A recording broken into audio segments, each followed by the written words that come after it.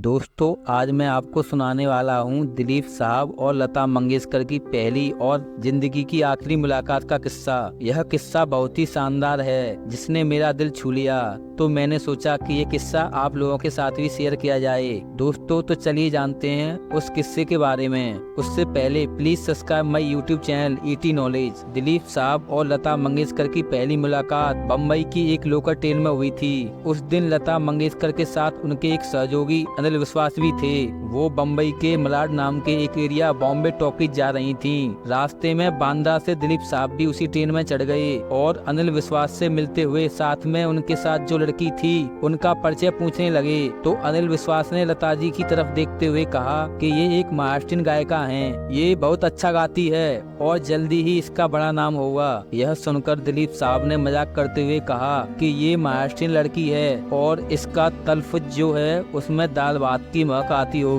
दरअसल दिलीप साहब यह कहना चाहते थे कि लता उर्दू बैकग्राउंड से नहीं थी, शायद उसका लहजा इतना साफ नहीं होगा, इतना होना चाहिए। लता जी को दिलीप साहब का यह मजाक थोड़ा चुभ गया और उसी शाम उन्होंने म्यूजिक डायरेक्टर मोहम्मद शफी साहब, जो नौशाद साहब के उन दिनों असिस्टेंट थे, उनके जरिए एक मौलाना को बुलाया और उनसे लता जी उर्दू सीखने लगी। और उस इंसिडेंट के 10 साल बाद उन्होंने दिलीप साहब के साथ 1957 में मुसाफिर फिल्म का एक गाना गाकर रिकॉर्ड भी किया। और आज लता जी दिलीप साहब का धन्यवाद करती हैं कि आज उनकी वजह से उनका तलफ़ुज़ इतना सही है। दिलीप साहब ने लता जी पर छींटाकशी तो जरूर की थी, लेकिन अब उन्हें यह एहसास था कि अब लता जी के साथ गाना भी गाना पड़ेगा। तो इसी वजह से मुसाफिर फिल्म के इस गाने के लिए दिलीप साहब ने 3 महीने तालीम भी ली थी। इस गाने के बोल थे, लागी नहीं छूटे रामा चाहे जिया जाए। जिस दिन गाना रिकॉर्ड करने का समय आया, उस दिन दिलीप साहब को लता जी के आगे रिक्वेस्ट करनी पड़ी कि वो जरा उनका ध्यान रखकर गाएं और इस तरह गाएं कि दिलीप साहब उनके सामने ज्यादा हल्के न लगें। लेकिन जब गाने की रिकॉर्डिंग खत्म हुई तो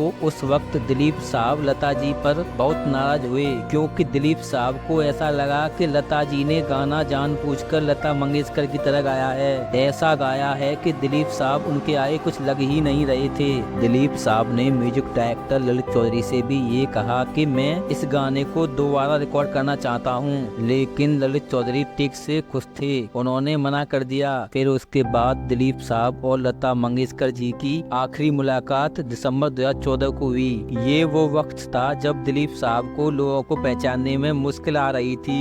सही मायने में कहें तो पहचानना बंद हो चुका था। लता जी दिलीप साहब से पाली हिल वाले बंगले पर मिलने पहुंची। उनको पूरी उम्मीद थी कि दिलीप साहब उन्हें पहचान नहीं पाएंगे। लता जी ने दिलीप साहब से मिलने से पहले कुछ ऐसा किया जिससे उन्हें एहसास हो कि दिलीप साहब उन्हें पहचान भी रहे हैं या नहीं। लता जी उस दिन दिलीप साहब के पास गईं और बोली, लागी नहीं छूटे रामा। और दिलीप साहब ने लता जी की तरफ देखा और मुस्कुराते हुए बोले, चाहे जिया जाए। ये सुनकर लता मंगेशकर को विश्वास हो गया कि दिलीप साहब ने उन्हें पहचान लिया है। दिलीप साहब के घर में एक बड़ी सी कुर्सी थी जिस पर गद्दे लगे हुए थे और वहाँ पर बैठकर वो सबसे मिलते थे।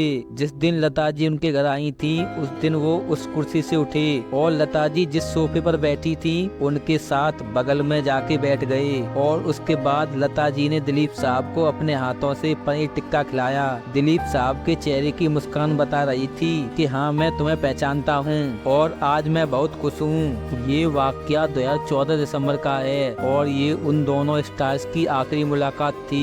दोस्तों, तो आपको इन दोनों स्टार्स का ये किस्सा कैसा लगा हमें कमेंट बॉक्स में जरूर बताएं। और आप ऐसे ही और भी किस्से जानना चाहते हैं तो प्लीज वीडियो को लाइक, शेयर और चैनल को सब्सक्राइब जरूर कर लें। Thank you for watching.